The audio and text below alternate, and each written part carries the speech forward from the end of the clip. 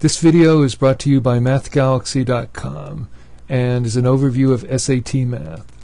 SAT Math consists of 54 questions, 10 grid-in and 44 multiple choice, split between 3 sections, 25 minutes of multiple choice, 25 minutes split between multiple choice and grid-ins, and a third multiple choice section. The SAT always has an experimental section, which could be another one of these, or it could be an extra reading section. But you never know which is the experimental section, so you should always treat every section as being graded. Problems in math are arranged in increasing level of difficulty, easy, medium to hard. So in this section, first third is going to be easy, then medium, then hard. And the questions are about third arithmetic, third algebra, third geometry. In the split section, you have 2 levels of easy, medium, and hard. In the multiple choice, it goes easy, medium, and hard. And then when you get to the grid-ins, the first grid-in is going to start easy problems again, then medium and hard. And if you can eliminate 2 multiple choice answers, it pays to guess. And on the easy questions, if an answer seems reasonable, it probably is. On hard questions, you should be wary of answers that seem too obvious. That's where they try to throw curveballs at you. And scoring is 54 points to get an 800. For every question you get correct, you get a point. For every question you get wrong, there's a quarter point off to compensate for ones you might have gotten right just by guessing. There are no points off for skipping a question and no points off for grid-ins. Because if the answer is 1.85, it's unlikely you would have gotten that by guessing. So there's no harm in guessing on grid-ins if you have any idea of an answer. Or if you have no idea, just grid-in zeros and ones. You may be lucky. Although there isn't a point penalty, there is a time penalty, not just on grid-ins but on other questions, in that you don't want to spend 5 minutes on one question and never have time to get to later questions that you do know. As you go through the easy problems, you'll build up a time reserve that you can use on harder problems. And where you particularly want to spend extra time on to make sure you nail them are the medium questions. That's where extra time can make a big difference. In terms of your target scores, if you're shooting for a 500, you only need to get half correct. You may want to try a few more than half to allow for wrong answers. But time-wise, if you spread yourself too thinly and try to do every problem, you have about 1 minute and 15 seconds per question. But if you only concentrate on the half that you need to get, you have more than 2 minutes per question, which can make a big difference. If your target score is 600, you need to get 36 raw score points out of 54.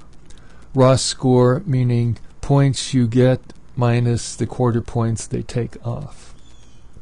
To do that, you can generally skip 3 and get 3 wrong per section and get a 600. If you're shooting for a 650, you need to get 42 raw score points out of 54. And you can skip about 2 and get 2 wrong per section. If you're shooting for 700, you're shooting for 48 raw score points out of 54, where you can skip 1 per section and get 1 wrong. And it shouldn't take you more than 10 seconds to decide if you're going to do a problem. If you have any doubt, save it for later. You can always come back to it, but you always want to make sure you get all the easy ones, all the ones you're sure of first. Since the SAT is a standardized test, they can't gear it to any particular high school curriculum, and they have to be able to compare you and other students with those who took it 5 years ago and 10 years ago. So they end up testing the same concepts from year to year. The particular questions may vary, but they're always testing the same basic concepts. So therefore, it's to your advantage to know what particular types of problems they're always testing, which we will get into next. In terms of the specific types of problems that the SAT tests, as we said, generally about a third are arithmetic, a third are algebra, a third are geometry. And we've gone through the SAT official guide, the Blue Book, with the 10 practice tests, and categorized each problem in these categories. And these numbers indicate about how many of those type problems you'll see on each test. So, for example, number properties, there may be 1 to 3 problems covering things like integers, digits, consecutive integers, odd even numbers, negative numbers, prime numbers, properties of zero, and rounding. Ratios and proportions, whenever you see two related measurements, you can often do it as a proportion. Then there are percent problems, fractions, part-whole problems, powers exponents, including negative numbers and numbers between 0 and 1 to a power, because the SAT is often testing the exceptions. And you also have negative powers and fractional powers. And pattern sequences, average, median, mode, probability, and how many ways you can arrange things, absolute value, graphs, and tables. Under algebra, solving for an unknown, and the substitution strategy, which can be done on any of these types of problems, including geometry, where you're choosing numbers for variables to turn a problem into an arithmetic problem. Then there's back solving. If the answers are numbers, one of them has to be right, so you can work backwards from the answers. Translating words to algebra. Function notation. Funny symbol problems, which are basically another way of testing function notation. Quadratic equations, Venn diagrams, and logic.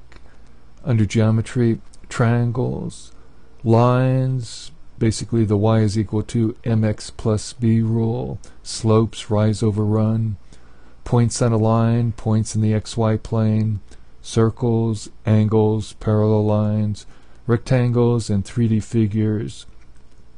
And the 1/2 means 1/2 per test, or 1 every other test, and mixed shapes. For SAT math, you need to know your math basics, but it doesn't get any more complicated than 9th grade algebra. But SAT math questions aren't like high school math questions.